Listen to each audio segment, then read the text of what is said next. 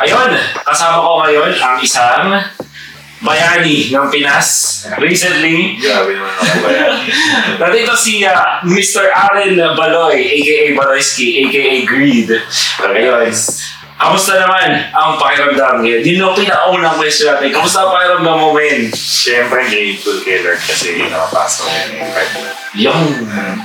Ang tagal ko na din hindi nakapasok na international. Yung last season ko. Ay, last time ko season. M3. Pero kahit sabihin mo na ang tagal mo nang hindi napag-international, ang napakalapit mo kasi hindi ito masyadong napapansin ng mga tao pero nakatatlo ka na. Pangatlo mo na to, the M-Series. Oo, M1, M2, M5. Ito M1 and 3. M1, M3 pala, M5. Technically dapat MSC kayo nun nung 2020. Season 5. Season 5. So, nagkaroon ng pandemic. So, bilangan mo na apat, technically. So, ito yung, madami actually mahaba yung career ni Baloyski, pero medyo magpa-fast forward tayo ngayon. Hindi na natin masyado pag-usapan yung stint nung sa Sunsparks at pati din sa Onyx kasi mahabang kwento pa yun. Siguro sa ibang, sa ibang podcast na, sa future. Sa ngayon, gusto ko tanongin is ito sa League kasi ang nangyari, nagkaroon ng exodus nung sa Onyx, nung after season 9. Tapos, bakit sabay-sabay kayo na ano yung pinilano ba yun? Nagkataon lang ba yun? Or pwede mo ba kami kwento na konti? Paano ka napunta sa Geek Fam? At ba't kasabay mo yung mga tropa peeps? Yung Onyx kasi parang nagulat kami talaga. Nung una talaga, di ba may sa social media nung mainit ang social media namin na talaga. Pero nag-looking parting kami. Pero sa totoo lang, nung una talagang biro lang talaga Tapos, nung umabot na sa point na nabigla kami yung Onyx, sinabihan kami na kailangan namin maghanap na ng team. Na kailangan namin maghanap ng team tapos parang 1 week na lang ata yun bago mag-MPL. Oo, yun. Tapos pero una yata yung Indo nun no? Oo, una yung Indo. Tapos hindi talaga kami handa kasi sa totoo lang na naka-form na kami ng team nun nung sa Onyx. Sa Onyx. Tapos yun, nagulat ako. Kaya yun. Pero naka-form na kayo ng kung hindi ako nagkamali kasi parang una mo na umalis Coach Eb. Di ba umalis? Oo. Kinuha pa inabsorb ng Onyx. Inabsorb ng Onyx sa si Kyrie. Yan. Nauna sila pang 2 weeks o 1 week ago ata. Nung nagulat kami, nag-outing kami. Kala namin lang. Wala lang, pre-season. Ayan, after season lang, outing. Tapos may ganung announcement pala. Yeah. Sa totoo lang actually guys, kasama ako dun sa outing na yun. May mga pictures naman nun. Kasi tropa talaga ever since naman. Parang yun talaga. Never talaga nawala yung tropahan nun. Actually, kasama yung mga girlfriends pa nun. So, yun, Onyx family talaga. Onyx family, Onyx family talaga yun nandun. Tapos, nagulat kasi biglang nag-iiyakan out of nowhere. Tapos yun in-announce na ni Coach Eb ni Kyrie na iyakan talaga. Iyakan. Kasi, syempre, season 9, hindi maganda yung resulta na in-expect. Pero, tropa pa rin kasi yun. Tsaka kumbaga ang daming regrets kasi na season 9 Kumbaga nung parating na season 10, tingin ko boring lahat nun Tapos, di ba alam mo naman yung banding ng Onyx nun. Parang pamilya talaga Kaya, literal lang iyakan kasi yung parang tatay na namin na si Coach Eb umalis tapos isa sa siguro sabihin na natin na siya yung star player ng team na yun, si Kyrie. Yun. Kaya yun. Kumbaga, yung lungkot nun hindi lang dahil yung tropa yung lungkot nun yung kumbaga yung foundation nung team na wala din Oo nga kasi kung isipin, foundation nga naman ng team kasi si Coach Eb super pay pa tawag nila kasi papa. Matalino tapos father figure sa team. Tsaka talagang keep it together. Pero tingin ko naman kahit isa lang yung nawala, kahit isa doon. Mahirapan din. Malungkot pa rin kasi malupit talaga yung banding nun. So, yun, akala nyo, sila Kyrie Coach Eb. So, tinanggap naman agad. Parang na-challenge. Siyempre, na-challenge ka nun kasi kapitan ka pa rin nun captain. Pero hindi okay lang naman siguro, nung parating alam ko nung parating na season 10, hindi na ako yung magiging captain. Yan. Okay. Pero in a way, parang centerpiece pa rin. Yan. Pero siyempre malungkot. Tas yun nga, di ba? Na-announce, tas yun, naghanap kami ng team. Oh. Pero actually, Coach Wolf, before pa ma-announce ng team, ano yun parang nagta-test waters na ako sa Indo that time talaga. May tryout. Nag-try out na ako nun, tapos nakapasa na ako, tapos... Sa ibang team, hindi Geek Fam. Hindi Geek Fam. Tapos nakapasa naman ako dun. Tapos yun, parang hindi ko alam kung ano nangyari, basta hindi natuloy yun. Tapos, yun. Okay. Biglang, after 2 weeks ata. Normal lang naman kasi mag-tryouts kahit parang hindi naman masama na parang part ka ng team. Hindi no, 'di ba? Parang hindi naman masama 'yun or basta alam ng team. Basta alam ng team, of course. Okay lang yun sabihin ko sorry Nick. Pero I think ano naman 'yan hindi naman 'yan sa just to let you know, sa ibang esports, normal na parang may time na parang free agent kayo. Parang pwede kang mag-explore sa ibang team. Pero hindi ibig sabihin part ka na ng ibang team. Ganun. Kumbaga, bibilin ka pa rin. May ganun pa rin. O kaya kung mag-a-agree ba kayo sa team na ganun. Tama. So, nangyari na announce na ganun. Yun na-announce na buti na hindi ba parang sa perspective mo ba parang buti na lang may Indo team. Kasi sure ako, ang hirap makahanap sa PH team. Oo, ang hirap na. Kasi hindi pa naman roster lock yung Philippines nun Pero kumbaga, yung team nila naka-form na kasi sobrang lapit na ng MPL PH Tapos yun. Kaya, pero tinulungan naman kami nun ng manager namin. I-contact yung mga teams. Tapos afterwards nun kami na yung nag-uusap. Ganun. Kasi si Miko ata si Miko and Ryota ang natira sa Pilipinas. Then kayo internationally. Syempre, hindi ka ba natakot nun? Kasi si Ryota nag-stay sa Onligan pala. Hindi ka ba natakot nun na international? Or gusto niyo ba yun nung time na yun? Ako gusto ko talaga Okay. Kasi nung narinig ko yung kay Kyrie ko, yung parang sarap nun Siyempre. Alam mo na yun. Alam din natin yan. Siyempre, kailangan lang din yun. And then, fortunately, lahat kayo nagkaroon ng team afterwards. Yun naman yung naging thankful din ako after. Kahit sobrang clutch. Kasi kung hindi nyo na itatanong, guys, sobrang close no ng mga times na yun. Literal na-stress talaga yun, guys. Talagang, grabe. Grabe yung week na yun. Talagang, yung pressure mas matindi pa sa finals. Kasi career yung career talaga. Kasi naiintindihan ng mga itong mga Onyx boys no mga time na yun. Syempre, walang team sa Pilipinas na magsisira nung plano nila just to accommodate. Ang dami namin nun. Tsaka galing nag M3 kayo nun. So, most likely buyouts masasakit, yung matataas yung mga buyout, masakit yung mga sweldo, ganun. Pero actually, sasalayin naman kami ng Onyx nun kung wala kaming nahanap na team. Ganun. Kaso, weird din yun kasi... kasi di ba nasabihan na kayo na tsaka may team na sila din. Di ba? May team na. Ang hirap, napakahirap na sitwasyon. Thankfully, napunta ka tayo dito sa may Geek Fam. Ito lang talaga, nagulat din ako sa'yo, Baloyski. Kasi, Geek Fam, laging 8th place. Literal, laging 8th place. And they're a team na nag-offer sa'yo. Ibig sabihin, willing na silang magkaroon ng pagbabago sa team nila. Pero bakit ba't mo tinanggap yung Geek Fam kahit 8th place team? To be honest, wala kasi din talaga akong maraming option na net. Pero may options naman kaso hindi pa sigurado. Yung Geek Fam parang ang ganda na ng offer sa akin. Tapos parang gusto ko naman na i-take. Tapos sa totoo lang, nung nalaman ko yung Geek Fam na ganun yung history, mas na-excite pa nga ako Wow. Kasi parang nung season 9 kasi nag-fail, para sa akin failure yung season 9 kasi ang ganda ng lineup namin noon from coaches to players Tapos for me, yun yung siguro masasabi ko na pinaka-failure ko na season kasi para sa akin hindi on point yung shot calls ko nun, macros, ganun, everything. Okay. Tapos parang gusto ko i-test yung sarili ko na siguro mag-start muna ako ulit sa umpisa. Yeah. Tapos siguro, yun. Gusto ko i-test kung gaano bang kaganda yung leadership ko, kung ano ba yung kaya ko i-bring up sa team. Yeah.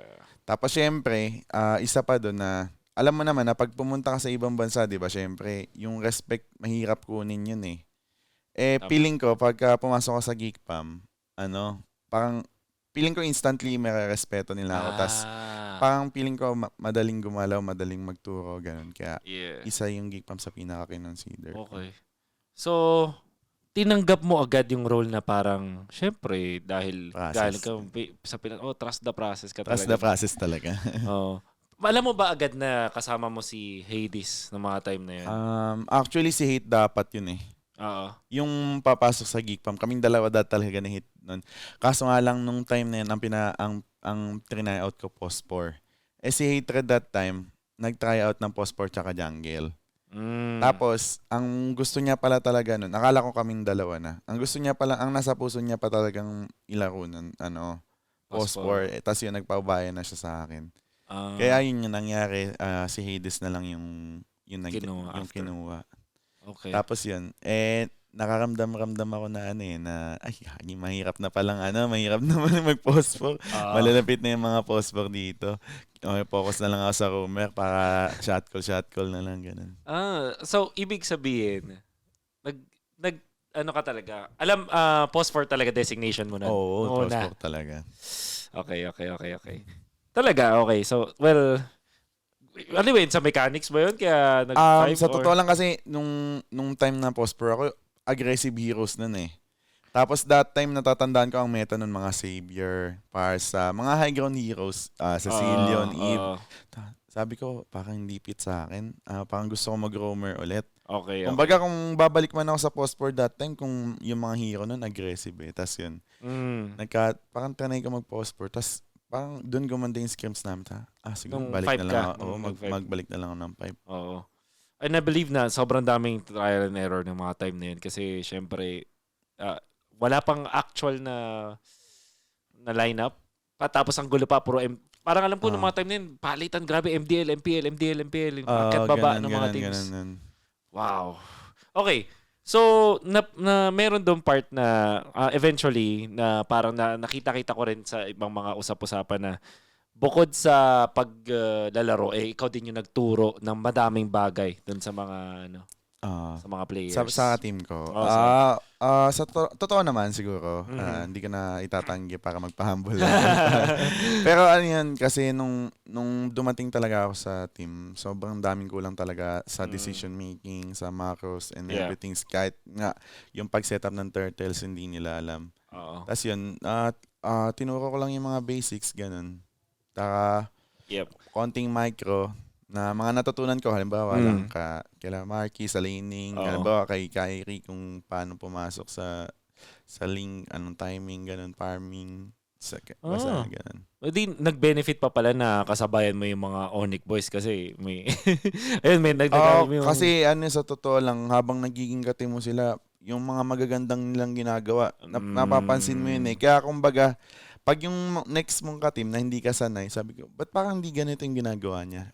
Tuturo mo, ganun. Tsaka pagka nakikita ko pala si Coach Cheb ituro sa mga kampi ko. Tama.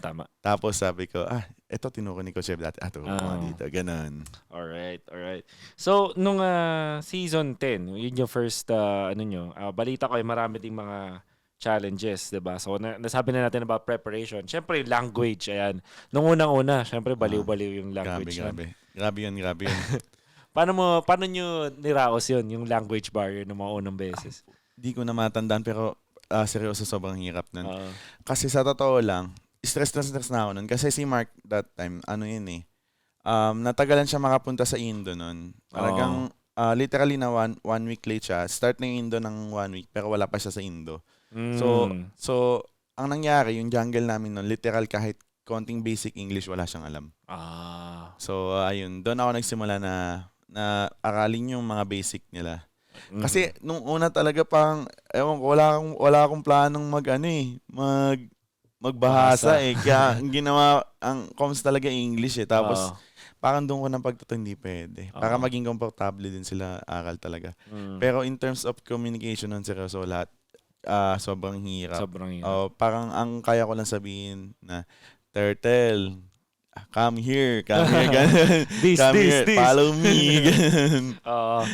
Meron, bago ko makalimutan ko, meron pang laban nun sa RRQ. Yeah. Sa RRQ. Oh, panalo na yung first series Panalo kami nun. Tapos, Lord na eh. Lord. Lord na nun. Tapos, ang gusto kong sabihin talaga nun na Lord na kami. Pero ang akala ng katim ko, mag-push kami. Tapos ang nangyari, disaster. Talagang disaster. May Hellcurt game eh, no? Yun, yung Hellcurt. Tapos meron pang isang crazy na ang sinasabi ko, ano nga ba yun? Basta mag-i-split push kami nun. Mag-i-split push kami nun eh. Wait lang. Split, ano to? RRQ din? O iba? Hindi. Ito season 11 na to eh. Ano nga ba yun? Basta ano yun, basta ang point nun, mag-i-split push kami. Oo. Tapos ang sinasabi ko, 5. Basta ang gusto kong mangyari, gusto kong sabihin, 5 na yun nandito, mag-push ka na. Ang akala niya, na 5 tayo dito. 5 tayo dito. Tapos laban. Laman lang tayo dito, 5 ganun. Sayang, no? Yung mga ganun.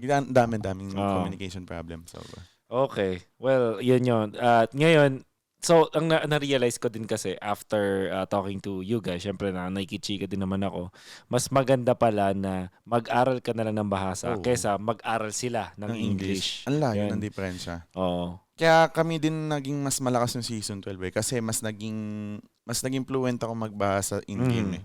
Siguro, isang part yun. Hindi ko lang alam kung sa roster ba or what. Pero, feeling ko, malaking part yung communication para sa akin. Kasi na-open up din nila sa akin na ganun. Mas naging comfortable sila maglaro ng bahasa. Nabahasa na. Well, tama naman.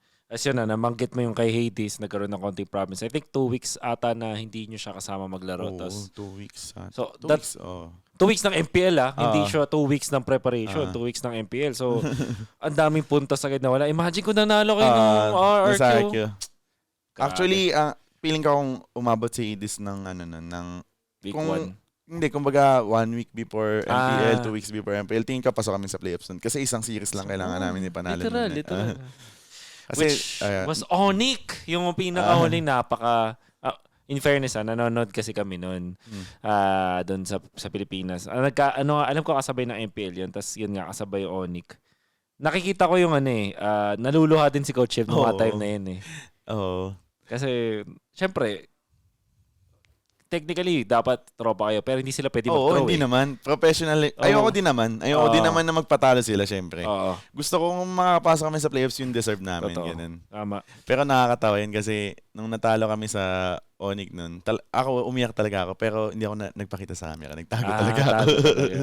Yung mga kampi ko kitang-kita. Ganun. Tapos, natouch talaga ako nung nakita kong umiyak si Kyrie. Umiyak din si Kyrie, si Coach Chef. Kasi, parang hindi naman nila pwedeng hinaan yung galaw nila. Kahit parang talagang full. Pero yun naman yung natuwa ko, actually. Siyempre, nasaktan for you guys kasi hindi kayo nakapasok ng playoffs. Yun yung promise Parang dadalhin sa playoffs. Pero, ang maganda, ang daming na-break nun Parang may 11 lose. Ilan ba yung 0-14. 0-14. 17 lose streak. Tapos literal na 1 game lang yung panalo nila. Literal hindi match. 1 game lang na panalo nila season. The season before. Tapos may 17 lose streak na break. Ano yung unang team na tinalo nyo ulit? RBL. RBL. Alright. Ayun. Tapos 2-0 pa. Yun yung legendary si Coach Ruben. Pero yun. Slowly naging... Masasabi ko naging people's champ kayo nun. Pero eto, ano yung... hindi ka ba na-pressure sa management afterwards? Kasi syempre, ikaw mismo nag-promise. I'm sure na nag-invest sila ng madaming para sa'yo. Parang nag-build around sa'yo. So, ano ba? Hindi ba sila ng pressure na parang, talo ka, ganun? Alam mo, sa totoo lang yung success ng team namin yun, hindi ko lang matatawag na success, pero para saan success to? Oo naman. Hindi ko to magagawa kundi dahil sa management, sa totoo lang. Kasi never ko naramdaman sa kanila na nawala yung tiwala nila sa akin. Kasi season 10, hindi kami nakapasok playoffs. Season 11, nalaglag agad kami. Season 12, nagtiwala pa rin sila kaya yun. Sobrang grateful ko sa management, sa boss namin na nandun yung tiwala kumbaga hindi sila nagmamadali na instant na andun agad sa taas. Talagang progress na niwala talaga sila. Wala kahit anong pressure. Para masagot ko yung tanong mo, kahit konting pressure, wala talaga. That's nice to hear So, after nun, paano kayo nag-recover? Parang, ayun nga, syempre, alam nyo na, for sure, ngayon yung mga kailangan nyo nang gawin. Kailangan mag-aral ng bahasa. So, for sure, sa off-season, nagbatak kayo ng kung ano man. Ano yung mga in-improve nyo nun, finocus nyo nun? Yung season 10, nagbatak talaga kami sa rank game talaga nun. Nagbatak kami sa rank game, After sobra nung- nun. Oo, parang halos buong araw namin nag-rank game lang kami nun. Kaya nakapag-MPLA runner-up kami nun. Yes. Tapos dun, Kasi ang nangyari nung ang season 10 ay papuntang M4. Four. M4. At merong gitna yung MPLI. Oo nga. Meron kasi okay, so ang nangyari na-acquire nyo si Aboy galing sa MDL. Tapos nag-fit agad siya sa amin. Nag-fit agad siya Kasi ngayon nga, buong aggressive. araw kami, aggressive, tapos buong araw kami nag-rank game. Alam mo yung unang araw na nakalaro ko siya, alam ko na eto na yung gusto kong mid laner na, Wow. na talagang, siya na talaga. Kasi, alam mo yun na unang rank game pa lang namin, alam niya na yung gusto kong gawin, yung, halimbawa yung bitaw ng skills, yung pagsabay-sabay ng skills namin, yung pagkasunod ng skills, alam niya na. Kaya, sabi ko, parang ito na yung kinamin, naramdaman ko na. Yep. Mga ilang oras or ilang RG per day nun? Parang 12 to 12, ganun. 12 p.m. to 12 a.m.? Oo, ganun. Grabe. And actually, ang napansin ko dito, sa Indonesia, sa high level ng rank, madami high level rank. Madami. Sa mga epic, medyo madali. Madali. Oo. Pero sa totoo lang, ang lakas ng rank game dito sa Indo pagka mataas yung rank mo. Pero kung normal lang yung rank mo, mas malakas yung sa Pinas. Ay, mga epic legend, kumbaga. Kasi kahit yung mythic kasi yung mga mythic, yung mga malalakas na pro player nakakasabay mo kasi hindi naman sila mga high rank, 'di ba? Tama. Oo. So, ayun.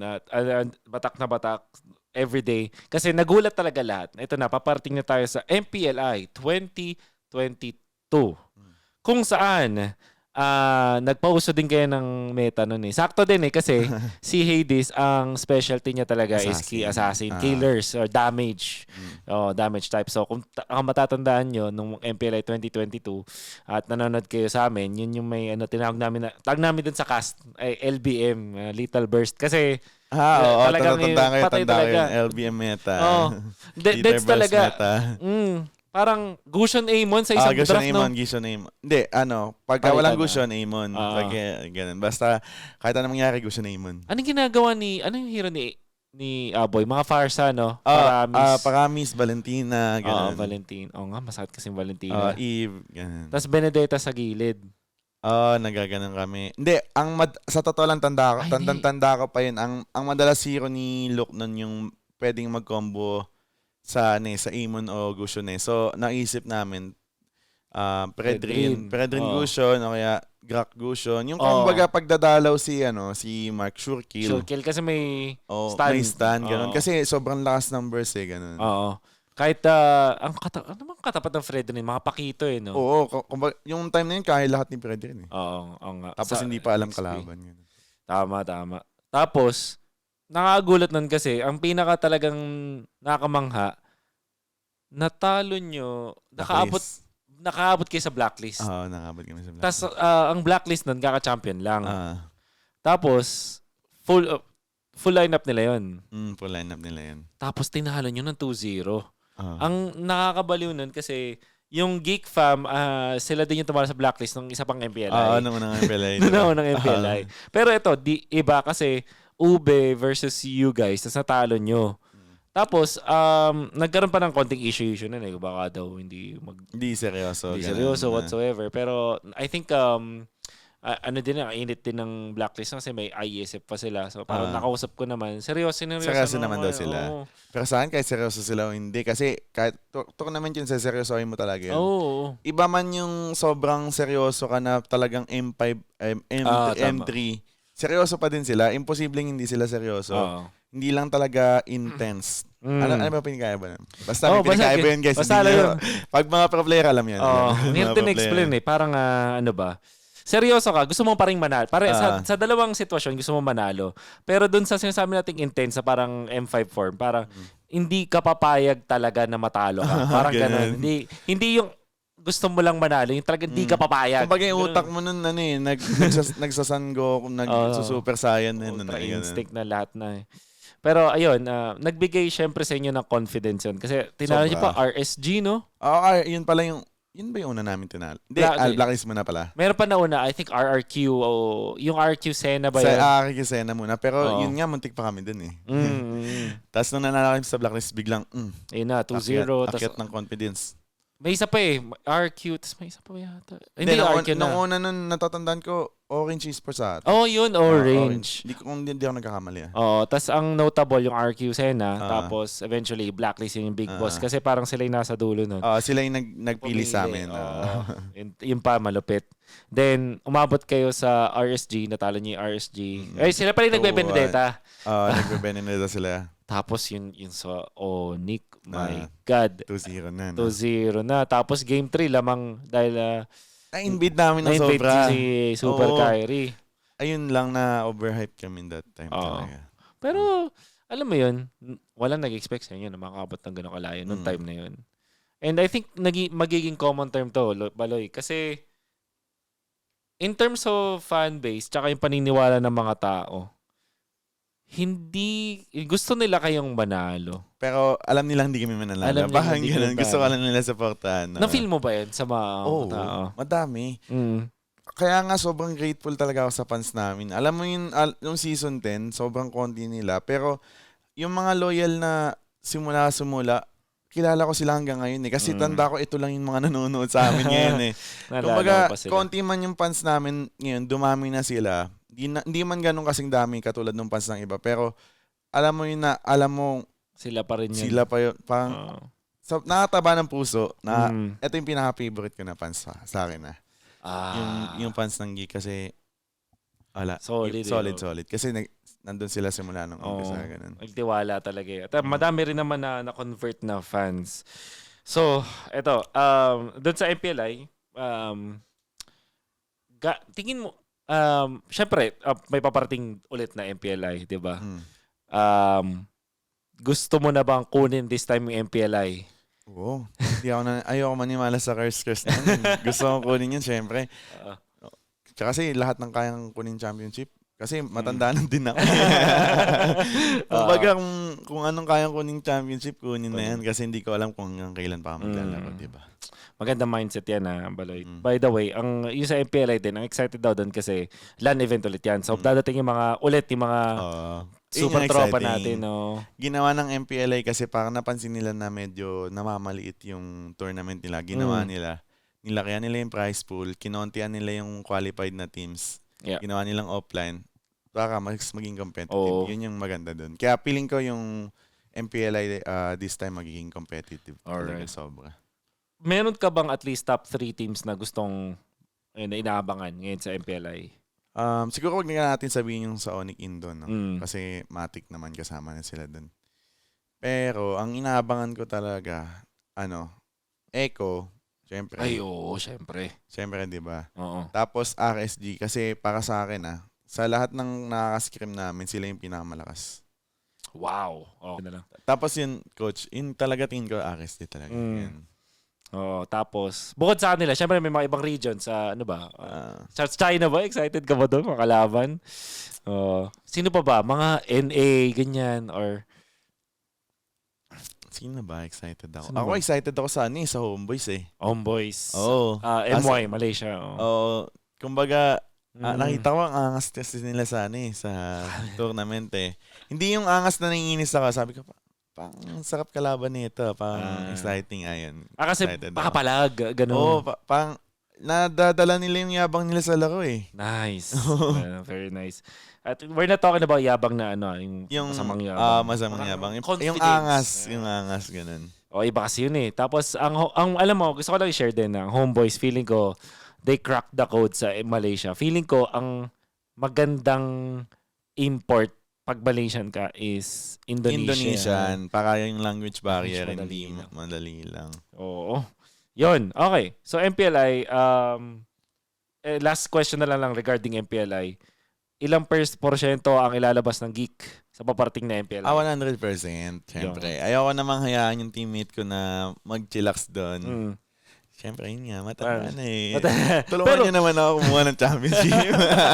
Huwag tayo mag-chillax. Hindi ka hindi ka concerned about, uy, baka ma-scout kami para sa M5. Ako ganun. sa totoo lang, siguro kung may kayang itagong strat hanggat maaari itatago. Lalo na hindi pa namin natin alam kung ano yung patch, di ba? Oo. Pero kung may parating na malaking patch, siguro kung ano yung... Oo. Sorry, excuse me. Kung ano yung kaya naming, kahit anong pang ilabas namin doon, Gino. Ganun. 100%. Ang expect natin mula sa MPLI. Ah. Ngayon, after nung MPLI last year, binatak nyo ng maiging nyo sarili. May mga tournaments din in between na masakit din yung nagiging resulta actually for parang may mga almost championships ulit kayo nun. Yung Game Lab. Yung, Sa Top Clans. yan. Top Clans yan. So, madami pa mga nangyari. Tapos pagdating na ito, MPL Season 11, shaky ulit yung start. Pero nagkaroon ng punto na halos makapasok na rin sa upper bracket. Kaso natalo sa BTR. Isang panalo na lang literal ano na kami pasok. Win streak na kayo nun eh. No? Oo.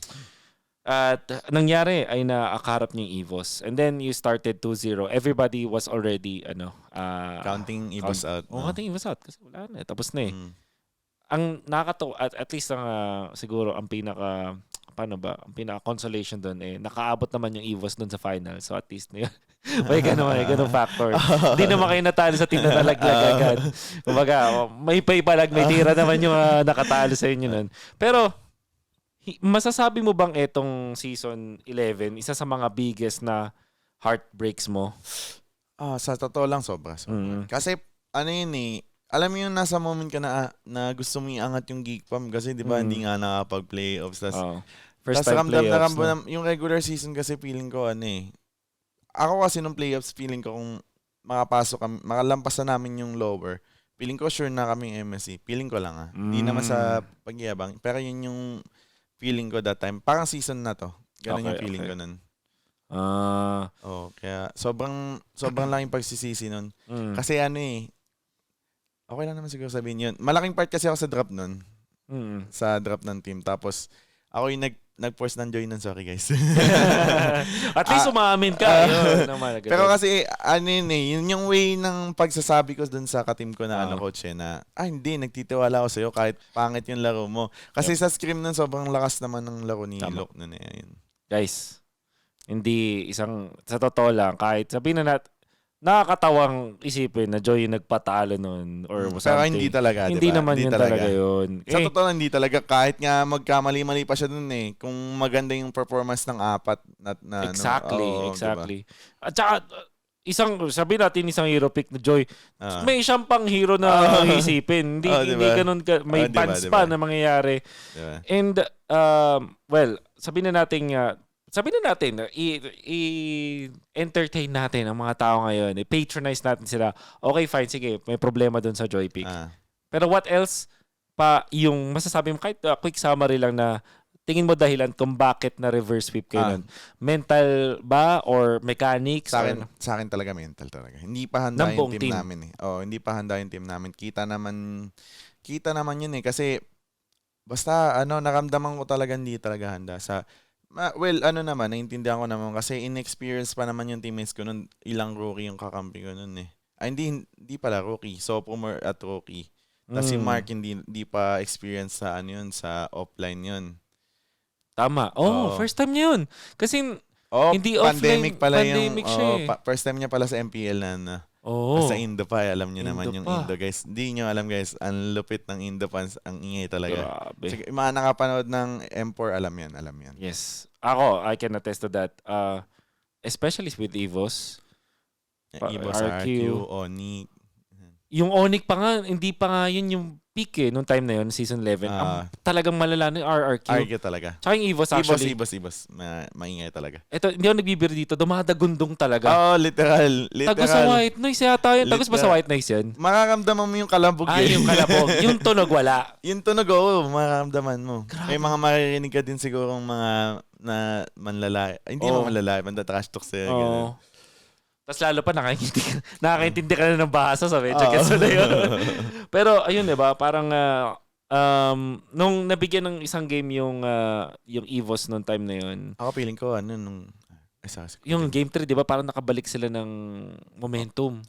Di, sa akin feeling ko, parang feeling ko, parang nung time na yun, feeling ko, parang, okay lang, siguro sabihin, feeling ko nakachamba lang sila nun. Game 3. Nung Game 3. Kung di man nakachamba, feeling ko na-outdrap kami, gano'n. Oo. Pero ang ibig sabihin ko, hindi naman sa nakachamba. Ang ibig sabihin ko pala,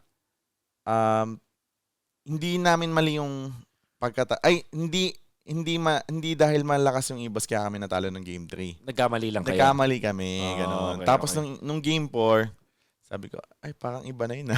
Iba Parang na ang yun. lakas nila, gano'n. Ah. Naramdaman ko, hindi pala. Kumbaga natutunan ko lang din doon na pala hindi pala ako mag-iisip ng gano'n. After ng series na gano'n. Kumbaga, wag mo isipin na malakas ka lab. Hindi, wag mo iisipin na hindi lang dahil. Kumbaga dapat, ang ibig sabihin ko, dapat i-appreciate mo kung saan sila malakas eh.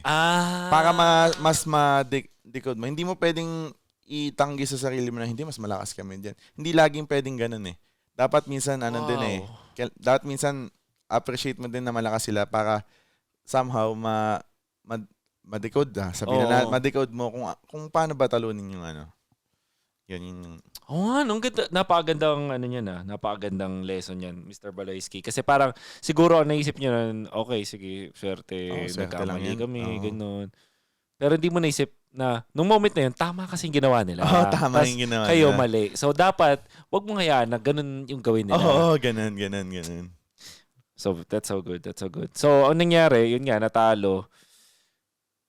So, gaano ka hirap tanggapin yung pagkatalo na yun? Hindi yata ako makatulog ng maayos na ng isang buwan. Isang buwan? Hindi naman okay. Pero sure ako isang linggo, more than 1 week na ako di makatulog. Kahit nga 2 months ago, may nag-relapse eh. Kasi coach, explain ko kung bakit. Kasi Sige, no season 4, 2-0 off na kami ng finals against Sunsparks, di ba? Tapos nabalik kami, nakamba kami. Tapos was Onic. sa MPLI, di ba? Ilang beses ako na-reverse sweep. Tapos yun, nangyari MPLI kay Coach Shep din. Oo. Oo nga. So parang reverse sweep. May trauma na. Kaya matatakal mo ba mamaya yun? Oo! Babarating tayo mamaya. Pero yun sige. na. Okay, so may learnings ka na nung sa season 8. Dinout mo ba ever yung sarili mo nun afterwards na parang as a captain? Parang ganun. Ako nag-doubt na talaga ako nun. After ng season 9 na? Season 9. 11. Season 11. Hindi. Okay. So alam mo yung yung maganda dito is alam mo yung kailangan mong i-improve ulit. Oo, kasi ang dami ko natutunan nun sa sarili ko eh. Okay. Sa mali ko, sa sarili ko. Tapos kung ano ba yung mga di ko nagawa, tsaka dapat kong gawin. Ganun. Okay. So, yun. Yun naman yung maganda doon. Kumbaga, trust the process. Trust the process ulit. And was it also like, para ba sa management, ganun ulit? Parang, okay. Sa akin, para sa sarili ko siguro mo. Talaga. So okay. Very well. Ngayon, nagkaroon ng konting changes ulit. Unfortunately, si Mark, na matagal mo na rin kalaro. Kasi kasabay mo rin siya sa Aura. Aura. So madami. Na-loan siya ng Blacklist yata muna. Blacklist, tapos napunta siya sa Team Flash. So there's that. Then, napilitan din ang Geek na mag-loan din. So nauso yung loan ngayon, which very good. Very good naman kasi parang di mo kailangan mag-buyout. Nakatipid ka ng konti, tipid tips. Ang masakit lang, syempre, is paano kung naging successful kayo, tapos sa kanila pa rin. Like, yun, yung mga ganong klaseng situation. But okay, so nakuha dito si Nael, and masasabi rin natin na nadagdagan ng bago dun sa Geek kasi may dynamic na ganun talaga kapag I guess aggressive, alam mo yun? Aggressive. Tapos may kasabay na aggressive tapos baha sa speaker. Yun siguro. Yun. Sa totoo lang yun, malaking factor din yung communication. Kahit naman marunong na si Mark magbasa, minsan may nung hindi pa ako masyado nakapag-adapt sa kanila, may mga hindi ako naiintindihan sa comms nila nung nagpo-full bahasa sila eh. Pag hindi si Mark yung naglalaro, nagpo-full bahasa sila sa akin eh. So minsan, sasabihin ko, ano yung ibig sabihin mo? Tatanong. Hanggang sa alam ko na Gets lahat. mo na. Pero syempre kasi parang napansin ko noon is when you played with Nael, sila Aboy, sobra na parang na times to yung ano nila. Pagiging aggressive. Which is Nagutom sila. Nagutom sila nung pagka-season 11. Parang, sa totoo lang yung buong team namin na naniniwala kami makapasok kami ng MSC. Malampasan lang yung lower. Evos, Magkaroon lang ng one life ba? Extra. Lalo in game 1 yun against Evos kasi parang sabi ko, ay okay. Isa sa mga pinakamalapit na executions ng dance, ng macro. Game 2, ay nagpakita na si Play of Baloyski, yung malapit na mga kadyo na huli. Gameplay. Tas, ayun, it is what it is. Ngayon, ibig sabihin ba nitong season 12, mataas na expectations nyo sa team? Ako sobra siguro. Ikaw on a personal level, kumbaga. Oo, sobrang taas kasi nung dumating si Nael, sobrang nag-fit agad siya sa amin nung una kasi natatandaan ko, halos lahat ng team nun, Assassin. Kasi nag-custom new emblem system nun. New emblem system, tapos ang lakas niya talaga nun. Tapos dumating din si Marky, alam mo naman, di ba? Yun pala. Kaso late siya. Pero yun, ayun. Ang lakas. Oo nga pala. Ang taas na expectation ko nun. Medyo nag-skip tayo doon. Kasi ito, ang nagulat naman ako is Marky being part of it. Like, syempre ako, Marky believer ako eh. G ako dyan. Ano nga ba tawag sa kanya? The solution. The solution. Lalo na nung times na kasi nanonood kami ng season 10 tapos alala ko yung Phobius yung counter sa 1-1 nun. Tapos naka 1-1 siya. Tapos kinakantahan niya lang. Oo.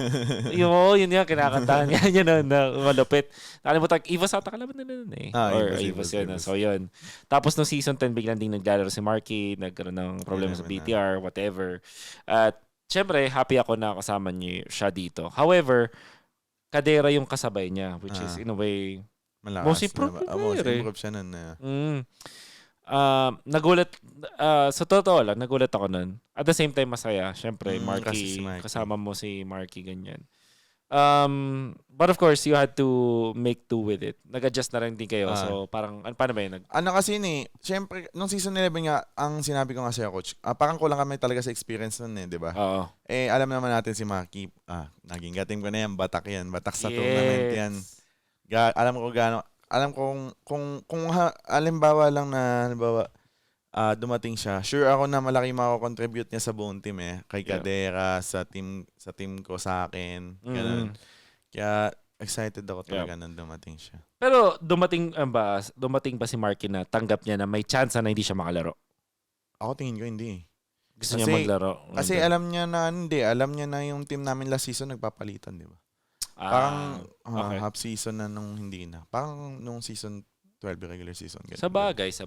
Okay.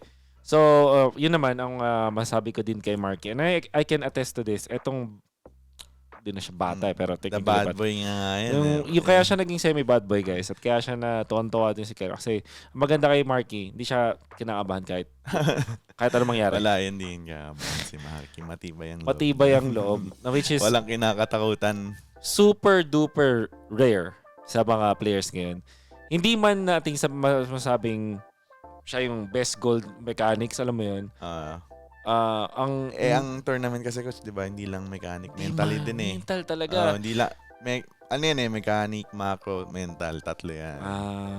Wow. Ayos na, 3M. Oo. At I would say yung between those three kasi yung mechanic na tuturo, nate-train, pwede mong patakin. Macro, ganun din. Mental. Napag-aaralan, ganun. Pag-aaralan, mental, ang hirap. Kailangan mo ayun, natuturo man o nasa tao pa din. Sa tao pa rin. Tama ka dyan. Ayun, so, nandito si Marky, nandito na si Coach Erpang, nandito na lahat. Lock and loaded.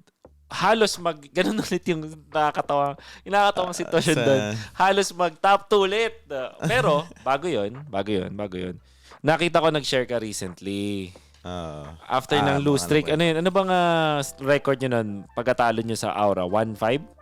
2-5 na ata. Tapos na ata yung first half nun. Hindi ko tanda eh. Baka 2-4 o 1. Basta 5. Basta sure ako malala na yung kondisyon namin. Malala na. Kumbaga, on the brink of not making to the playoffs again. Quote-unquote red zone. Yun yung mga nakikita ko sa, sa mga red zone, posts. red Red zone sila lang sobra. Which is, lalong-lalo na dun sa expectations na kasi na naset mo sa sarili mo na alam mong mataas eh. In-expect ko. Nalungkot ka. At nireveal mo sa mga tao na gusto mo na mag-coach. So, can you tell us a story about this? Ano ba tong decision na to? Saan ba nanggaling to? Kasi nung sa totoo lang malungkot kasi ako tapos natalo kami sa Aura ganun. Madaming problema dumating. Tapos natalo kami sa Aura, feeling ko mali ko eh. Sa drop, sa shot. Parang feeling ko yung shot call ko nun eh. Parang sabi ko, parang wala na akong naiisip na tama. Yung mga ganun. Parang feeling ko ang bagal ko na mag-isip. Ganyan. Eh, nung natalo kami, di ba? Nag-iisip na ako habang nasa biyahe. Chinat ko si Coach Chip, si Peipa. Sabi ko, Coach, pagka naging coach ako, tulungan mo ako. Nakalimutan ko sinabi ko, parang gusto ko na lang mag-coach, hindi ko na ata kaya maglaro. Ganyan. Tapos sabi ni Coach Chip, hindi, malungkot ka lang kasi talo ka. Pag sigurado ka na mag-coach ka, sige, mag-usap tayo dyan. Pero sa ngayon, tingin ko, ka lang. Malungkot ka lang. Tapos, nung pagdating sa bootcamp, ayun, nag-meeting kami dyan. Nag-meeting kami. Sabi ko sa manager namin, pwede ba boss, pwede ba iakyat nyo na yung roamer natin sa MDL? Kasi hindi ko na talaga ramdam na kaya ko makipag-compete mechanically, and macro. Tapos ayun, parang yung reaction niya nun, parang na-disappoint sa akin, siyempre, di ba? Normal yan. Syempre. Tapos sabi ko, totoo na ata to. Mangyayari na ata to, hindi na maglaro. Tapos biglang si Marky sumingit. Sabi ni Marky, ang lakas ng tama mo. Baloy, kaya nga ako pumunta dito kasi alam kong malupit ka eh. Alam ko kung gaano ka kalupit mag-shot call, mag-lead. Tapos, ganyan yung mag-iisip mo. Huwag mo isipin yan. Malungkot ka lang. Tingnan mo, pagka nakapag-reset ka, tatalunin natin yan lahat. Parang ganun yung sinabi niya sa akin. Basta, Verbatim. Yeah, basta yun. Non-verbatim. Pero ganun yung sinabi. Tapos yung mga mukha ng teammate ko, nakita ko yung mga mukha nila. May mga, ayaw ko nang banggitin yung parang may mga parang iiyak na. Kasi parang sabi nila yung captain namin, parang sumuko na. Kaya yan, mahal ko yung mga teammate ko kasi hindi nila ako sinukuha. Lalo na si Mark. Alam mo yung narinig ko si Marky nang gano'n sabi. Nasisip ko, sige. Sige, try pa. So, after ba nun nanalo kayo? After nun, nanalo ba kayo afterwards? Doon kami nag-start. Doon tayo may win streak. Yeah. Like, ilan win streak namin nun? Basta win streak kami. Nung second half, isang best, hindi pala kami 2-5 nun kasi natatandaan ko, nanalo muna kami ng isa. 2-4 nga. Ay, hindi. 1-4 ata. Okay. 1-4. Basta yun, nanalo muna kami ng isa sa first half ng regular season. RRQ ata yun eh. RRQ. Tapos nung sa second half, tuloy-tuloy na isang beses lang kami natalo. Yun, literal na win streak kami pagtapos. Nice. Kasi after nun, nag-fire up ulit ako. Naging in the zone ka ulit. Naging in the zone ako eh. Kasi anong ginawa mo para maabot yun? Bukod sa na-inspire ka sa mga... Kasi sa scrim nun, parang unmotivated ako eh. Sa totoo lang kasi nun, may mga problema ang dumating. Tapos, nabaliw ako sa ibang laro nun eh. Parang, yung utak ko nun lihis eh. Hindi focus, hindi okay. Ultra focus. Tapos yun. Kaya, nung tinigil ko lahat ng distractions ko, yung problema ko, yung laro, sabi ko, tama na to. Kailangan ko na itama yung career ko. Ayun, sa scrims yun.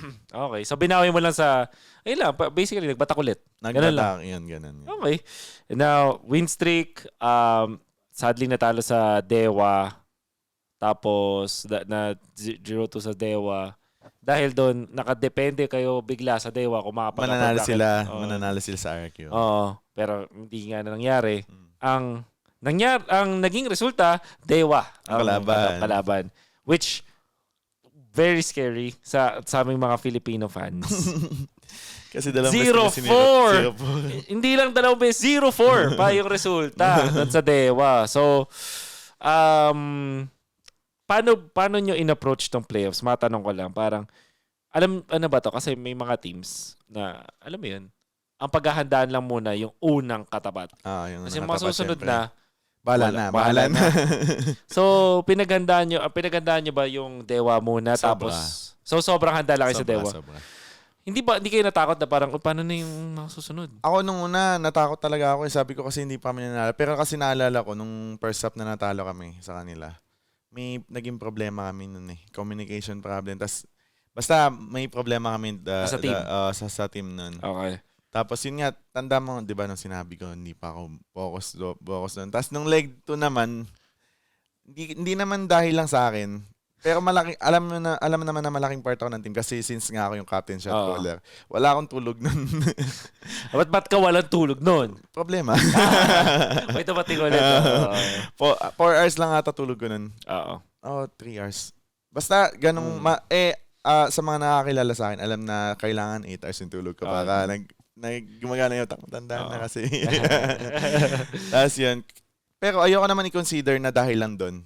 Dahil lang sa mga dumating ng problema. Kaya na nga sinabi ko sa'yo, coach, kailangan natin i-acknowledge na malakas sila. Malakas din, oo. Tapos yun, napansin ko yung ginagawa nila sa amin. Mm-hmm. Napansin ko kung ano yung tina-target nila sa amin sa drop, sa in-game, tsaka kung ano yung favorite play nila na paulit-ulit. Yun, pinaghandaan namin. Tapos, luckily, wala sila masyadong binago ng playoffs. Kaya yung hinanda namin, ready sa kanila. Ready, yep. Tapos, last na, coach. Sige lang. Kaya pala mas confident ako kasi nung nakalaban namin sila, hindi pa nagpa-patch. Okay. Nung unang beses, kumbaga. Nung dalawang beses. Oo nga, no? Hindi pa. Kasi after namin sila makalaban doon, nag-patch. So, may mga bago na pa nangyari. Okay. May nabawas, may mga heroes. Humina yung Claude, yung mga ganun. Okay. So, ngayon, by the way, gusto ko lang i-share. Alam mo ba na may nabasa ako somewhere. Kaya pala yung mga bata na players, hindi lang sa esports, pero sa sports, kaya pala sobrang lapit nila. Kasi yung mga problema at responsibilities, wala pa sila. Wala pa silang pake. Wala pa silang inisip. Ikaw, I'm sure, inisip mo sa family. Meron kang relationship or kung ano man. Kung ano man problema. Kung ano man problema. Kids, 17, 16 years sila Kyrie. Bahala kayo dyan. Lalaro lang ako. For sure, may iba pang problema, pero mabilis sila mag-move on. Tayo kasi, gusto natin i-solve yung problem. Ganun. Mom sim. Kaya, mas distracted. Anyways, ayun. Kaya, yung inisip mo na matanda ka na yun, isipin mo na lang siguro na magbawas ka na lang ng problema. Magbawas ka ng problema para tumagal pa yung career mo. Ganun lang kasimple. Okay. Enjoy mo na lang. Enjoy mo. Alright. Going back, pagdating dito sa afternoon sa Dewa, Kadera was playing. Ngayon, RQ naman yung unang katapat. Naglaro ulit si Kadera. Game 1, one-sided. RRQ. Game 2, yung Rafaela nila. Game 2, winnable. At dahil down kayo ng 0-2 at best of 5 yun, nako po, yun na. Pasok music, Marky. The solution! Grabe. Ang consensus all around the world ay, syempre dahil RQ ay malaki fan base, sabi nila ay, okay, salamat, K-Fam, 0-3. Sumuko na sila. Okay, what made you guys decide na ipasok si Boss Marky? Or ano ba to? Nakahanda ba to ever since or ganun? Kasi sa totoo lang, yung nung regular season nakikitaan ko na ng potential na si Marky, pang sabi ko, pang unti-unti papalo si Marky. Nakita niyo yun sa Aura, di ba? Tapos nung preparation sa playoffs, dumating sa point nga na parang naggagano na sila sa lakas eh. Tapos yun, talagang sinabihan naman siya ng coach namin na maghanda. In case na kailanganin siya, gano'n. Maganda naman yung performance niya sa scrim. Tapos, syempre, down to 0 na. Kung pwede man kami mag-try i-try si Marky, doon, nasa upper bracket. Kasi kung matatalo kami, di ba, may kaya yun. May extra life. Kaya nag-decide na yung coach na, I think it's time for the solution. I have a question though. Kasi parang itong sa mga gantong decision about dun sa mga teams, hindi maglalaro o sa hindi. Hindi kasi ako naniniwala na quote-unquote mas magaling si Marky kay Kadera. Or si Kadera. Or si Kadera over kay Marky. Ano ba to? Mixture ba to ng parang sa playstyle, ganun? Nung una, I-explain ko lang. Oo. Ang feeling ko, ang reason talaga kasi, mas, syempre, since si Kadera, season 10, season 11 kakampi namin, na namin, may MPLA kami pinagdaanan. Mas fit talaga siya nung una sa amin. Tapos yung chemistry namin, may mga si Aboy yung pinaka Siya yung pinakamalakas na chemistry kay Kadera na halos hindi na sila nag-usap alam nila yung gagawin. Gets. Tapos si Marky wala masyadong connection pa sa amin. Gets. Kumagat niya yung connection doon nangyari talaga. So parang equal naman sila na pwede maglaro talaga anytime. Sa M5 di ko nga alam ano mangyayari, di ba? Diba? Let's see muna sa practice, di ba? Okay. So the solution, siguro very quickly lang, ano yung tsaka yung experience ni Marky pa. Yun yung walang kaba. Diyos ko. Hindi ko makakalimutan yung Claude niya doon. Yung game 3. Nung game 3. Yung Claude. Nung game 3, nakangiti Bruno na. ba siya nun? Nung game 3, nung nag-Claude Iritel yung kalaban, nakangiti na siya. Claude, guys. Makikita mo agad yung vibes Gets mo na. Sabi, down na tayo 0-2 parang simangat na simangat. Sorry, ano pala? Ano ba yun? Simangat isa good. Parang parang ganda ng energy. Spirit. Ganda ng fighting spirit Tapos nung in-game, parang inaasar-asar niya pa yung kalaban. Sabi ko, ang kulit. Kumbaga yung energy ng team seryoso umangat talaga. Naging contagious, kumbaga. Tsaka nakangiti na. Yun naman yung maganda doon. Yun yung masasabi kong totoo kay Marky. Sa lahat ng team ni Marky, alam yan. Kung ano yung lumalabas sa bibig, nakakapaliw Pag nag-stream ulit si Marky yun. Nakita mo yung M3 kung ano yung pinagsasabi niya kay Skylar. Ayun, yun yung mga siguro mga balikan yung mga videos para mag-gets nyo kung bakit, kung ano sinasabi natin about dun kay Marky. At yun nga, nanalo against RRQ ng dire-diretso. Tapos talaga sobrang saya sa feeling bilang isang fan, bilang isang friend kay Marky. At yun na nga, the solution. Tapos nakakatawa kasi parang yung mga caster dun sa Indo, bumagsak na yung energy nila nung si alam mo yun, si Marky, kahit yung mga streamer, sobrang dami guys. Hindi kasi naiintindihan ng mga Pilipino yun pero may mga context na sinasabi, ay parang sumuko na yung Gigpam, pinaglaro na si Marky, ganun. Hindi na nila alam gagawin nila mga ganun. Kaya nga ang ganda nung yung sa TikTok ngayon, yung basta yung kay Marky trending siya ngayon, trending. Gusto ko lang i-share, nagkausap kami nitong si Leo, itong si Renmar. Nung season 10 kasi, nag-usap, naalala ko nun talaga parang, bakit wala tayong tawag kay Marky? Medyo bad boy, syempre ganun. Tapos parang nung game na nanonood kami nga dun sa EVOS, parang ganun, ay, eto na, ang solusyon sa problema, the solution. Sino ba nagtawag ng money girl? Ang unang nagbanggit nun online si Leo talaga. Ayan. Tapos, pero ayan, yung mga ganun solution. Tapos, nag-usap kami nila Renmar, sila Leo, and of course, yung mga casters, sabi namin, parang scripted. Parang sinulat yung kay Marky. Kasi grabe, sobrang ganda nung kwento Hindi siya nakalaro siya nung group stage, tapos criticize talaga na wala na talaga. Tapos before that, nung sa BTR, hindi pa siya pinalaro. Alam mo yun. Tapos ngayon, against RQ, nung down 0-2, pinasok, tapos nanalo ang ganda pa ng laro. Ang ganda pa ng laro. Hindi naman yung ang ganda lang ng laro, sobrang ganda ng laro niya. Sobrang ganda ng laro. Yung alam niyang walang flicker yung Novaria dun sa may yun yung pinaka-crazy part. Sabi ko, uy, parang nasa isip ko. Alam mo yung mapapaka ko, ba't ka ba tumalon? Uy, ba't ka tumalon? Tapos biglang patay. Biglang patay. Tapos siya buhay na buhay. Buhay na buhay. Ang pinaka-paborito ng pag pinapanood si Marky nun yung basta nagbe-bait siya tapos pag nagbato ng skip, bigla siya na BMI na experience. Sa ano yun Tsaka ba't hindi mo naman kailangan gawin yun Pero siya gagawin yun para to mess with the head of the opponents. Ayun, panalo sa RRQ. Ang next stop, Big Boss. Big Boss Onic. And nangyari, down 0-2 ulit. Ay, yun ba? BTR. Down 0-2. Onic muna. Down 0-2. Tapos, syempre, feeling ko on your mind, Okay lang, upper bracket naman. Mga Onyx naman to eh. Ang nakakatawa pa talaga doon. Yung first 3 picks ng first 3 bands, first 3 picks. Paulit-ulit. Naiiba lang yung fourth, fifth yung ban sa baba, tsaka sa pick sa baba. Anong, gusto ko lang matanong Bakit? hindi siya, feeling nyo hindi kayo outdrafted noon? Parang gano'n. Kasi nung game, di ko lang sure Kung di man ako nagkakamali, feeling ko control namin yung game nung game 1, game 2. Sobrang lang naming daming errors na tipong mag-i-invade kami, tapos mamamatay kami. Tipong hindi kami nag-rotate sa gold. Oo. Tipong tawag dito. Naubos jungle. Naubos yung jungle. Basta yung mga ganun. mga ganun. Ang daming feeling namin. Tapos, yun. Oo. So, that's just to sum it up. Alam nyo kung ano yung mali. Kailangan nyo lang hindi gawin yung mali. Oo, ganun. Minimize lang. Kasi comfort namin yun eh. Comfort namin nun.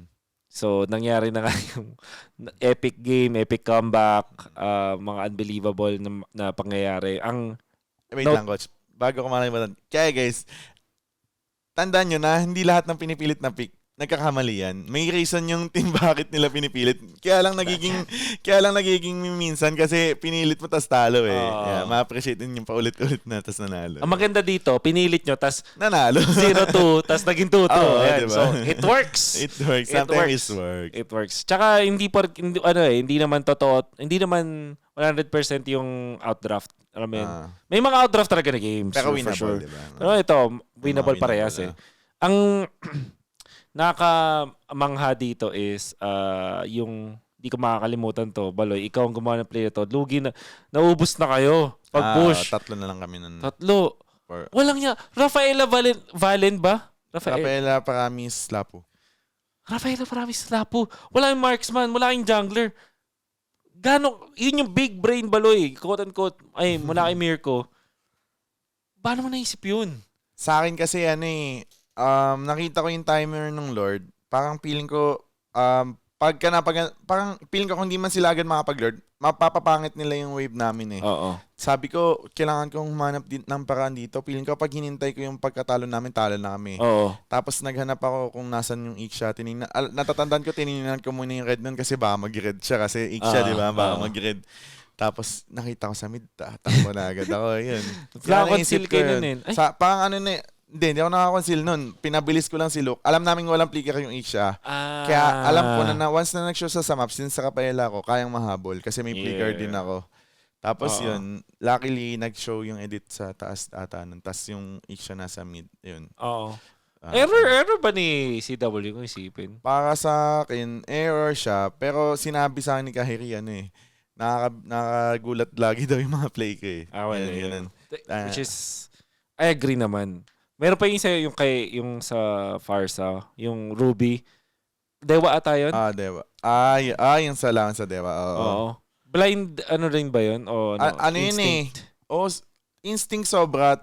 At the same time, nakita ko yung habit nila paulit-ulit. Hindi, sinabi ko nun sa... Okay lang naman siguro spell yun. Sinabi ko naman sa team ko, basahin ko muna yung ginagawa nila. Tapos yun. Nabasa ko, yun. Ang dali para sa'yo sabihin.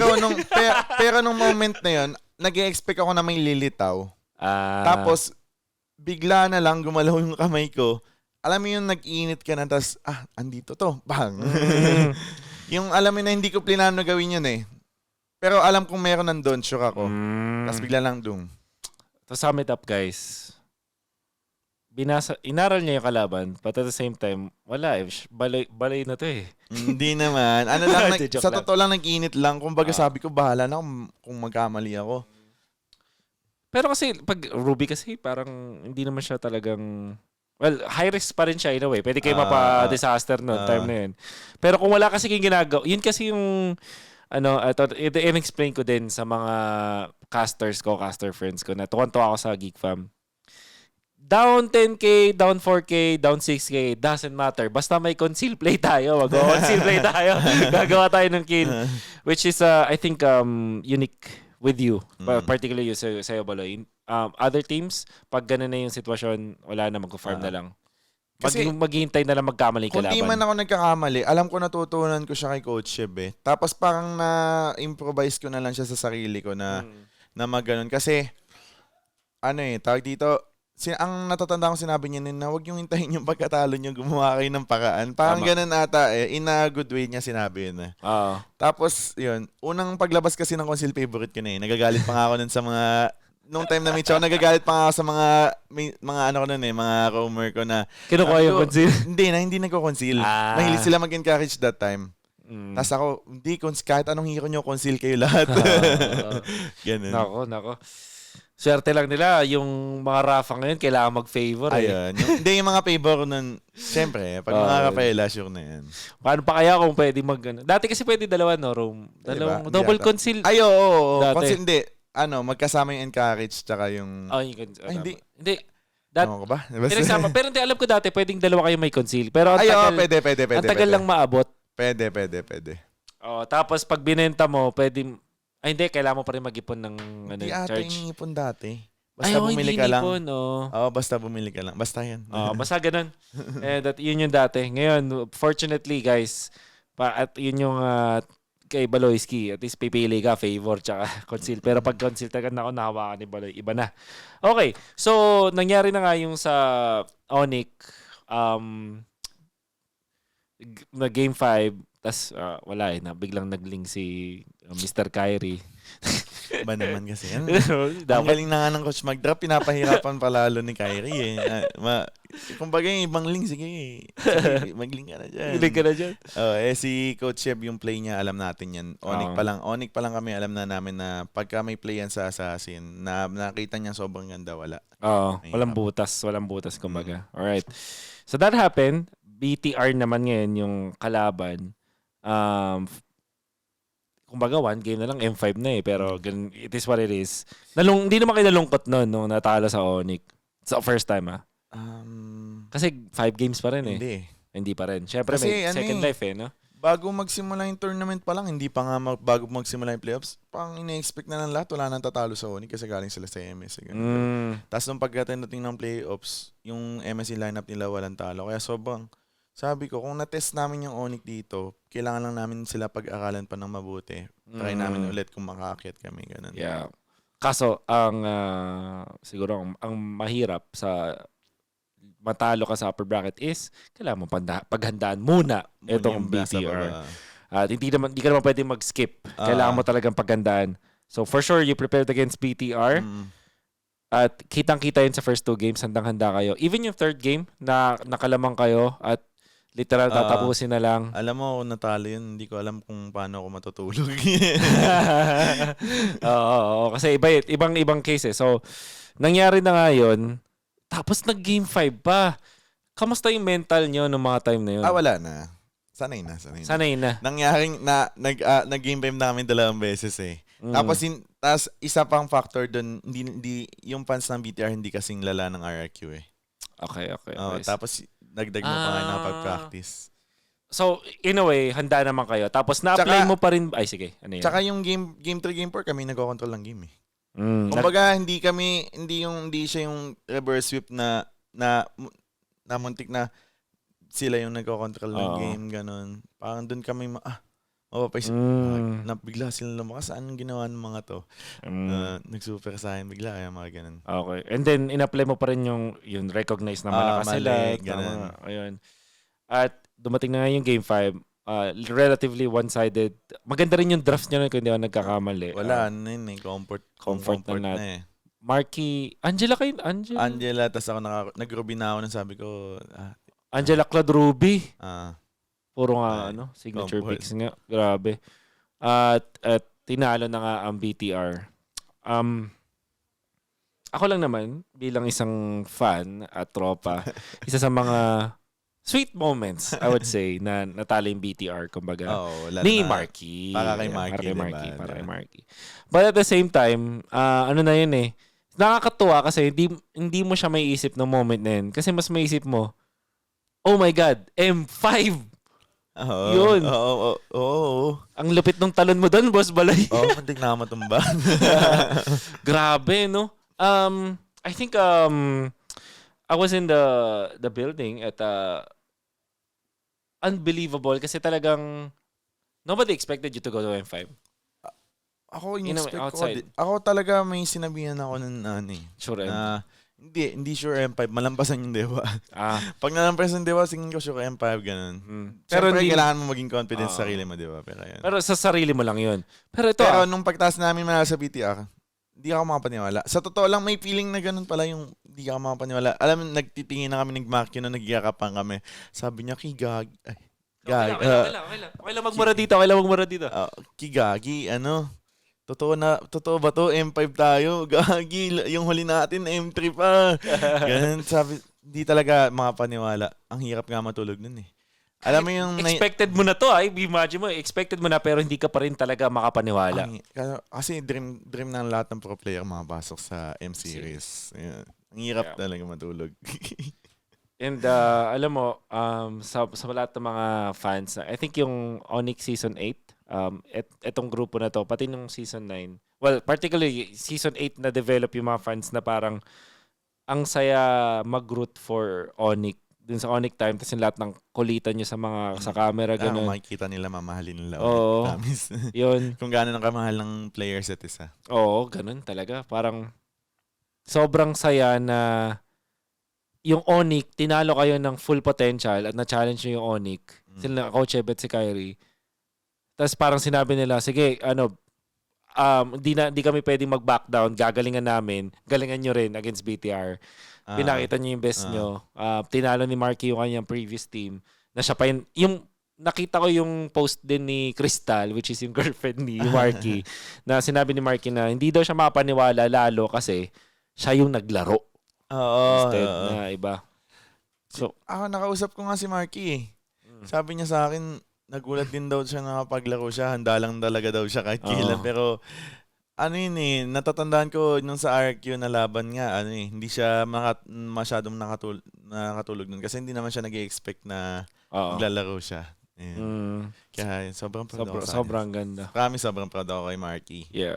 Kasi ako nakita ko yung mga pambaba sa kanya pagka, yung alam mo yung nung pag siya yung naglalaro, hindi naman siya yung dahilan ng pagkatalo pero siya yung nababash. Ganun. Sakto din kasi ang nanalo kasi nung nandun si Kadere. Kaya daling sabihin ay wala to sa Marky yung problema. Ganun. Kahit yung mga Pinoy, di ba nakikita mo? Oo, lalo na. Especially mga Pinoy na unbelievable. Pero syempre, alam mo yun, gets mo naman kung bakit sila... Kasi nagsusuporta sila. Pero yun guys, grabe yung dapat makita niyo yung loob mo. Ganun. Tama yun. And then, yun na nga yung nangyari with Marky going in, that papasok kayo sa M5. I'm sure na kakaiba yung pakiramdam mo ng mga moments na yun. Sabi mo, hindi kayo makatulog. Totoo nga, hindi ka makatulog. Hindi talaga. Alam mo yung pagkagising ko nun, chinek ko yung phone ko, ay totoo. Yun yung maganda doon. And it was the best Cinderella story. I would say madaming naging masaya sa Pilipinas. Ngayon, siguro ang tanong ko sa iyo is parang kanino mo talaga parang inaalay yung pagpasok sa M5? Was it more of para sa sarili mo, ganun, para sa management? Ganun? Sa akin, sa totoo lang, sa fans talaga, isa eh. Fans. Malaking bagay yung fans. Gusto ko talaga, nakita ko kasi yung love nila sa, alam mo yun, pag natatala kami sa regular season, nagsasorry ako, diba? Tapos sasabihin nila, okay lang. Kasi yun sa mga ibang teams, diba? Yung tipong alisin nyo na yan. Sa fans, tapos syempre, para sa sarili ko. Kasi, kailangan syempre manalo-nalo. Kasi nga, hindi ko mo naman alam hanggang kailan ka maglalaro tsaka yung future ko, di ba? Yep. Tapos sa family ko, tsaka yan, sa super fan. Ang super fan, of course. Electric type. Okay. Ngayon, papunta na ulit. Balita ko ay ang hirap ng preparation dahil meron pa kayong super, warding ba, o ano man. Hindi rin kayo masyadong nakapaganda na ngayon sa Onyx. Oo, naging problema talaga. Actually, pero sa Onyx din naman naging problema. Fair naman. Pero ang pinagkaiba lang nila, napanood nila kami nung, di ba hindi silang laro Saturday, pero yun. Oo. Siyempre, malaking part pa rin naman yun. Pero hindi natin sinasabi na... Hindi yun yung dahilan. Hindi yun yung dahilan. Feeling ko kahit nakapaganda kami talo kami sa Onyx, kasi hindi, hirap full namin di handa, yung play namin hindi handa. Technically, sabihin ko na mas malakas talaga Onyx. Hindi kami talaga handa. Siguro sa M5, pwede, sabihin na natin, wala na kaming excuse, mas makapaghanda kami. Ayun. Yeah. No, ito naman, magiging honest naman ako dito. On a personal level, feeling ko kasi talaga itong MPLID naglalaban ng second place. Gagi. Ay. Okay lang muna dito. Gagi. Parang, ano kasi, kaya sobrang lakas nila, coach, kasi, sorry. Okay lang. Nasabi ko sa'yo, coach, eh. Okay lang yun. Okay lang. Naging coach naman. Alam naman nila yan. Nasabi ko sa'yo, Coach Wolf, tag dito, yung Onyx kasi kaya sila ganun kalakas eh, yung player kasi, alam mo yun, kompleto eh. Wala kang matatapon dun sa 5 na yun. Tapos, hindi kasi nila alam ganong kalupit si Coach Eb. Tapos, hindi din nila alam ganong kalupit si Adi. Yun. Kaya, sabi ko, powerhouse talaga. Kaya kung tatalunin namin sila, halimbawa, nagbibuild pa lang kami ng team namin na tipong process pa lang, mahirap gawin yun. Kumbaga, it takes a lot of time talaga para matalo yun. Sana dumating sa point na yun. And, kahit pa natalo kayo dito sa finals, gusto ko lang din sabihin na kayo ang pinakamaraming puntos lang sa finals. Sa tatlong huling season. Tatlong huling season. Same kayo sa blacklist technically kung MSC. M42 yung MSC, no? Tama ba? MSC. So yun. Pero kung MPL Indonesia, 4-1, 4-0, 4-2.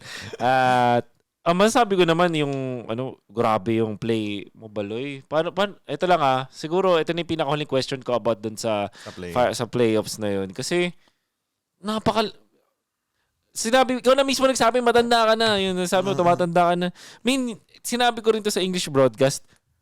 Yung ginawa mong dodge dun sa Kaja, tapos nag-force ka ng Angela ulti dun sa game number 4, kung saan 10k down kayo. Hindi nagagawa ng matanda yun. Hindi nagagawa na naglalak yun. At gusto ko lang din sabihin, it was one of those games na from a caster's perspective at fans, wala nag-throw sa Onyx noon. Malabo yun. Kaya, para sa akin, yun yung one of the wala nga ako maalala ng best comebacks eh. Hindi, siguro medyo masakit nung season 4. Siguro yun.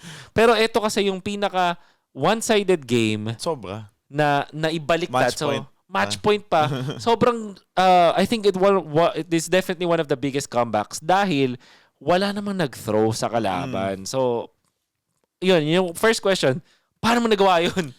Kasi mega na kami, di ba? Tapos, mega na nila kami, tapos may panin na. Tapos, unang-una, kwento ko muna. Tapos sabi ko parang gusto kong gumawa ng kakaiba dito. Gusto ko maagaw yung blue buff ni Kyrie muna. Yun yung first step ko, di ba? Trinay ko mong agawin yung blue buff ng Pani. Tapos, pinaplow ko ng, ayoko na sabihin yung buo. Pero yun, gusto ko nang gumawa ng himala talaga. Tapos, nung di ko naagaw, tumakbo ko, nakita ko si Kadya, nag-reflex lang, tapos nag-flicker na ako. Tapos nung wala na silang skill, bahala na to, laban-laban na to sa Lord kasi wala na akong choice. Pag hinintay ko pa ulit na magkaroon ng skill yun, kumbaga yung chance namin, halimbawa nandito sila, di ba? Nung nagka-ulti sila, naging 50-50. Nung nawala ng ulti, naging 50-50 ulit or lumamang pa nga kami actually, di ba? Tapos yun, wala na. Yun, the rest is history talaga. Pinilit na lang namin. Tinake na namin kasi gaya nga sinabi nila Venus Vice na eto na yung pagkakataon. Iris yun na yan. Lancelot. Laban sa Fanny. Lamang yan. Retry. Nga, no. Sakto. Shoutouts ka na, no, V-Vice na. Nakakatawa yung reaction sila. Nakakatawa. Alam mo yung kahit talo kami, pinapanood ko sila natatawa. Nakakatawa kasi sinasabi nila na parang huwag yun na kami pasa. Ayun, alam mo yung first Lord, okay lang magkwentuhan pa. Yung first Lord na nakuha namin, nakita ko yung reaction ni Vice, malungkot pa din eh. Tapos parang nung nakakuha kami ng pick-ups nun sabi ni Venus, huwag ginamit pa sa akin hanggang sa nakakambak namin. Lap 3. Pero ano naman yan, I would say na yun naman yung magic kasi dun sa kay Baloy. Kaya siguro yung moral lesson talaga ito na gusto kong sabihin din.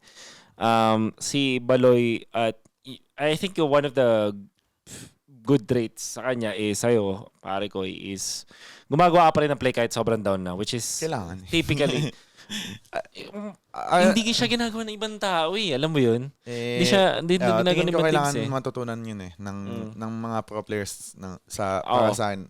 Kasi kung mapapanood mo yung mga laro di ba? Kasi ako pag nanonood ako ng laro, yung perspective ko, parang nakikita ko pwedeng pwede kang mag-try ng kakaiba yung mga out of the box na yung magugulat yung kalaban mo. Kailangan mong gawin yun. Kumbaga kasi pag yung malalupit yung team na halimbawa malakas tumapos, ganun. Hindi yan magkakamali basta ikaw yung dapat mag-force ng pagkakamali nila. Tama ba? Tama, sobrang tama nun. Napakagandang lesson nun. Actually guys, ano yun advice na, sobrang mahal na advice yun. Maraming salamat, Baloyski, for that free advice. Okay, so ganun pa rin yung naging resulta at nanalo pa rin ang Dinastiya. Laban sa process. Dynasty versus process, that's the more of the story. But siguro, huling question ko about that is, ano naman yung overall na mood ninyo afterwards? Parang, were you na-down ba kayo? Ganun. Nung pagkatapos ng game, okay, yung energy ko nun mataas talaga Yan, ganun. Tapos, wala. Hindi ko naramdaman masyado yung lungkot kasi, ba't pa kami malulungkot yung mga god ng ML na paabot namin ng Game 6. Pero, syempre, pag nasa in-game ka, hindi mo pwedeng isipin god sila, di ba? Pero yun yung mga time na yun, sabi ko, okay na siguro. Try na lang namin ulit sa M5 tapos trinay naman namin yung best namin. Hindi naman namin tipong tinanggap na lang namin na talo kami. Hindi naman ganun Trinay namin. Wala, lang, kinomfort lang yung mga ka-teammate. Naramdaman ko lang yung lungkot nung papasok na ako ng room. Naiyak na ako dun Feel mo na. Okay.